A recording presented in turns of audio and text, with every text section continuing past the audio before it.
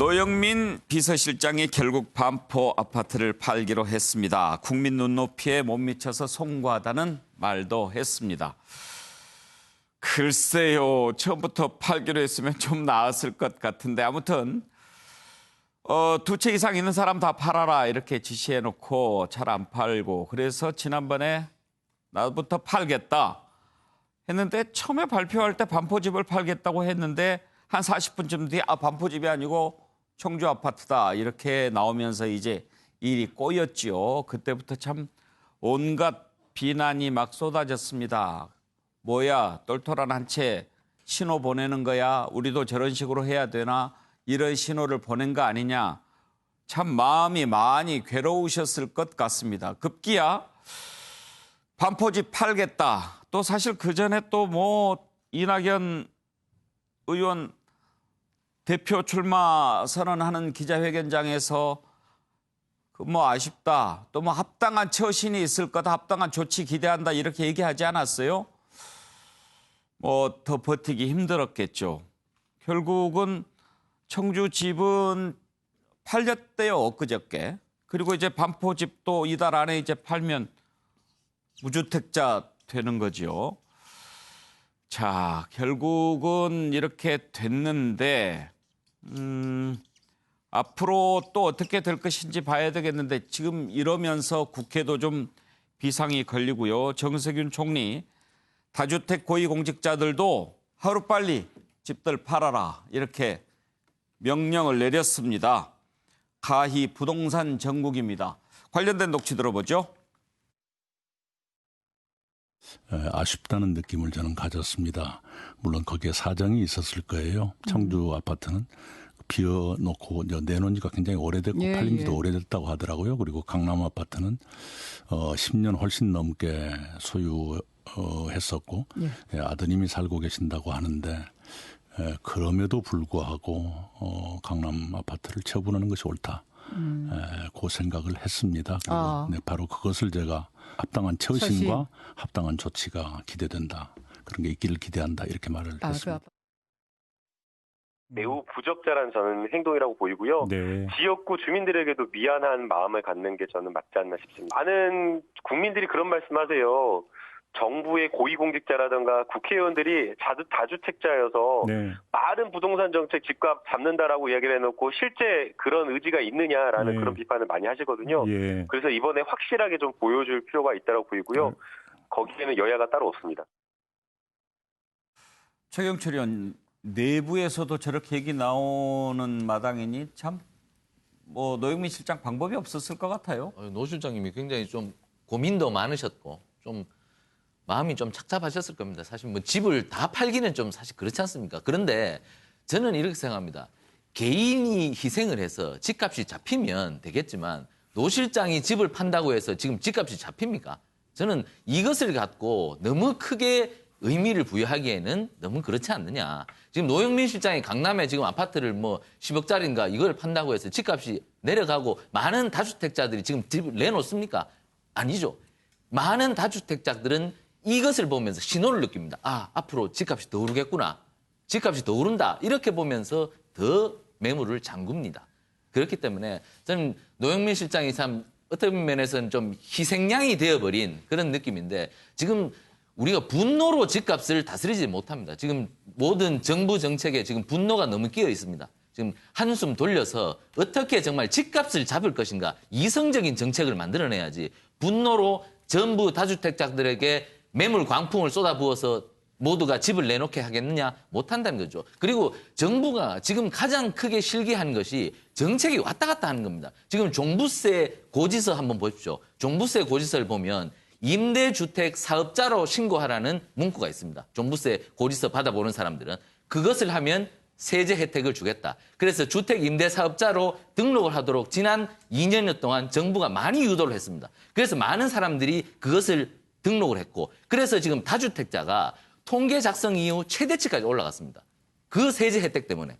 그런데 그렇게 해놓고 지금 다주택자가 나쁜 사람인 것처럼 정부가 세제 혜택 줄 때는 언제고 지금 나쁜 사람으로 몰아서 전부 빨리 팔으라고 다그치는 것은 도대체 어떤 정책의 기준이 있는 것인지, 정부 정책의 신뢰가 사라졌기 때문에 집값이 안 잡히는 것이지, 왔다 갔다 했던 정부의 그 정책이 잘못됐기 때문이지, 지금 다주택자들이 모두 죄인인 양 취급해서는 정책을 제대로 시행할 수 없다는 겁니다. 예, 정말 이 문제는 우리가 길게 토론을 좀 해봐야 할 그런 주제이기도 합니다만, 하여튼 뭐 김영준 노영민 실장 어때요? 이거 내놓은 거 잘했다고 생각하십니까? 저는 뭐 늦었더라도 처음부터 강남집을 반포집을 내놨으면은 좀 이렇게까지 안 나았을 왔죠. 텐데 예. 뭐 선택 판단에 잘못이 있었다고 생각이 들고 이제 그렇더라도 빨리 이제 그런 어떤 그 반포집도 내놓는 부분 그리고 이제 그러면서도 또 많은 비판과 질타를 당하는 거는 그럴 수 있다고 생각합니다. 부동산 정책에 대해서 분노하는 국민들의 입장이 있는데, 근데 제가 우려하는 것은 마치 그 의도적으로 사실은 반포집을 내놓은데 세금을 절세하기 위한 방책으로서 청주집을 먼저 팔고 글쎄요. 이렇게 공약하는 건 좀 예. 지나치다라는 예. 생각이 들어요. 예. 그렇게 갈 것이 아니라 방금 위원 말씀하신 대로 중요한 것은 정말 집을 사고 싶은데 못 사는 사람을 위해서 국회가 어떤 고민을 할까? 실제로 양도세까지 다 올리는 게 좋을까 아닐까? 어떤 피해자들을 구해낼까에 집중해야 될 것인지 누구를 희생양 삼아서 또 실제적으로 야당도 지금 어떤 그런 것이 혹이다 해가지고 어떤 그렇게까지 몰아가는 것은 좀 과하다. 그래요. 그렇게 생각이 듭니다.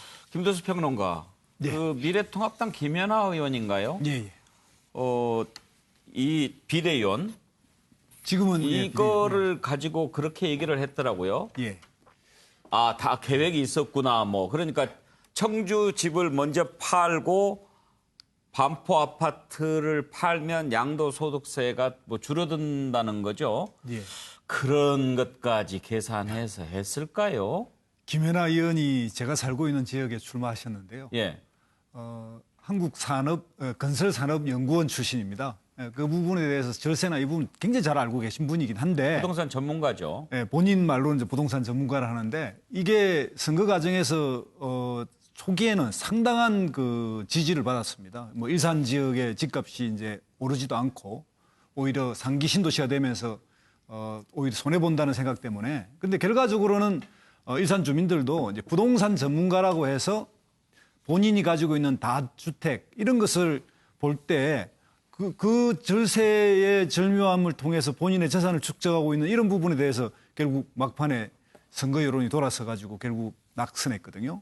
그런데 좀 아무리 정치인이지만 좀 지나친 비판이라고 생각합니다. 이 집을 팔고 이 강남의 주택에 여러 사정이 있지만 또 결단한 건 이건 그나마 정치인이기 때문에 이렇게 결단할 수 있는 거고요. 이런 정치인의 결단을 통해서 부동산 문제를 풀어보려고 하는 이런 노력에 대해서 너무 조롱하지 않았나 이렇게 생각이 듭니다.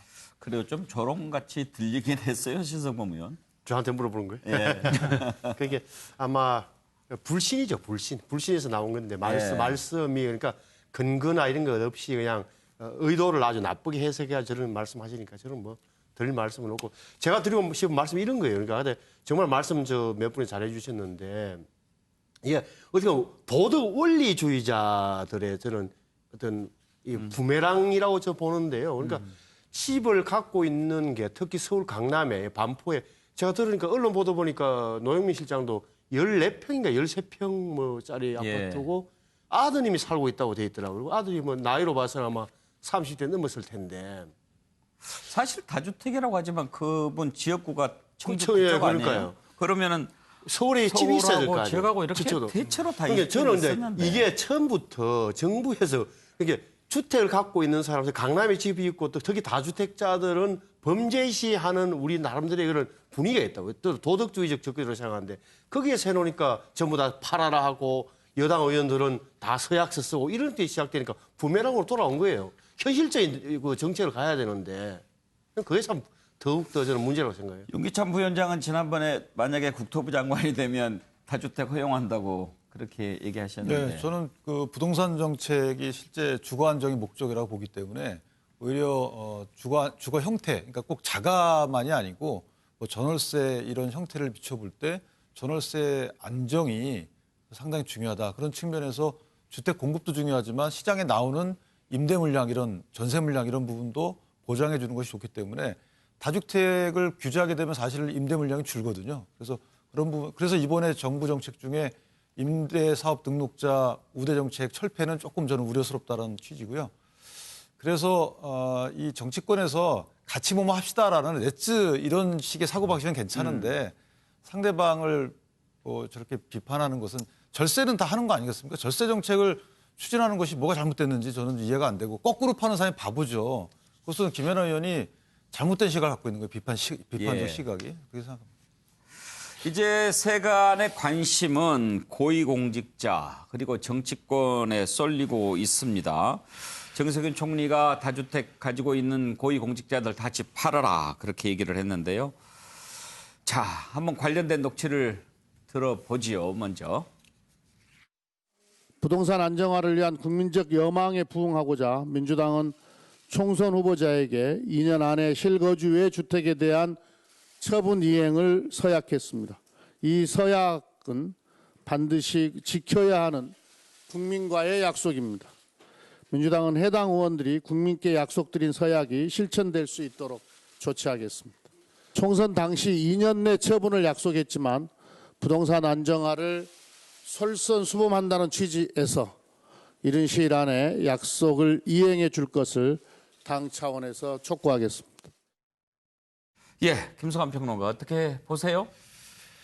저는 노영민 실장은 만약에 노영민 실장이 한 2, 3년 전에 집을 샀는데 안 팔고 있다. 그러면은 아마 비판을 아주 강하게 받았을 거라고 생각하거든요. 근데 2006년도에 산 집이에요. 2006년? 저 집 주변으로도 많이 다녔었거든요. 예. 굉장히 낡은 아파트입니다. 물론 이제 재건축이 걸려 있으니까 앞으로 엄청나게 비싸질 거야 이렇게 생각을 하시겠지만 이게 투기 목적으로 산 집은 아니다. 그러니까 본인이 필요에 의해서 산 집인데 그게 집 가치가 올라간 것 때문에 이게 지나치게 이렇게 비판을 받는 거는 맞을까 하는 생각은 하는데요. 다만 청와대 비서실장이라는 자리에 있기 때문에 어떤 비판을 받더라도 사실은 부동산 정책이 잘 지금 먹혀 들어가고 있으면은 덜 비판받겠지만 국민들은 거기에 대해서 분노를 하고 있는 거거든요. 그러니까 다른 구구절절한 얘기를 설명할 필요가 없다. 억울하더라도 참아야 된다 이렇게 생각하고요. 다만 이제 임대주택에 대해서 잠깐 그 임대사업자에 대해서 잠깐 말씀하셨는데요. 아무리 공급을 많이 하면 뭐합니까? 한 400만 채를 최근 한 10몇 년 동안 400만 채 정도 공급했다는 거 아닙니까? 근데 다주택자가 한 200만 채를 쓸어갔답니다. 그러니까 2주택, 3주택 이렇게 해가지고 이런 사람들이 임대사업자로 등록했어요. 제가 볼 때는 전월세 공급을 위한 목적으로 임대사업자한테 엄청난 이 세금 혜택을 줬다. 그것을 박근혜 정부에서 시작했지만 문재인 정부에서 그 혜택을 더 확대시켜서 지금 부동산 투기를 오히려 조장하는 효과로 나타났다고 하는 게 대체적인 평가입니다. 그러면 집이라는 게 투기의 목적이나 아니면 투자의 목적이든 간에 자꾸 집을 삼으로 인해서 자산 증식이 이루어지고 있다고 하는 것에 대한 상대적 박탈감, 분노 이런 게 지금 부동산 시장에 작동하고 있는 거 아닙니까? 또 한편으로는 욕망도 들끓고 있습니다. 국민들 사이에서. 집을 그냥 샀는데 집이 어느 날 뒤돌아보니까 평생 내가 벌 수 없는 돈을 막 벌고 있는 거예요. 집 스스로가. 그렇기 때문에 분노가 치미는 거 아닙니까? 국민들이. 그렇다면은 그 집을 구입했을 때 끊임없이 집값은 앞으로도 올라갈 가능성이 있거든요. 그럼 거기에 따라서 불로소득으로 얻어진 것에 대한 확실한 세금으로 환수하면 됩니다. 사실은. 거기에 따른 책임지면 되고요. 그 집값에 따라서 집이 올라가는 거에 따라서 세금을 가져가면 됩니다. 그만큼의 부과를 하면 되는 거고. 그걸 그동안에 하지 않았기 때문에 상대적으로 서민들은 계속 박탈감을 느낄 수밖에 없는 거라고 저는 생각해요. 그리고 서민들이 다주택자가 아니라 진짜 필요한 사람이 집을 살 수 있게 공급해 주는 겁니다. 특별 분양을 해주든가 아니면 외국처럼 아예 저리로 마이너스 금리로 돈을 빌려줘야 되는 거라고 저는 생각해요. 그렇게 해야 형평성이 맞는 거 아닙니까? 근데 그런 과단성 있는 정책을 제대로 추진하지 못하고 시장에 자꾸 다른 사인들을 줬기 때문에 부동산 정책이 실패했다고 하는 비판을 받는 거라고 생각합니다. 모든 국민들이 한마음 한뜻이 돼서 집은 투기 수단으로 사지 말고 주거 수단으로만 이용합시다. 이렇게 하나만 된다면야 무슨 걱정이 있겠습니까? 근데 시장이라는 게 또 그렇지 않죠. 그렇지만 이번 일을 계기로 뭔가 변화가 생길지도 모르겠습니다. 미래통합당 내부에서도 정치인부터 솔선수범하자. 원희룡 제주지사가 통합당 의원들도 부동산 내놓자 뭐 이런 얘기를 했더군요. 한번 들어보실까요?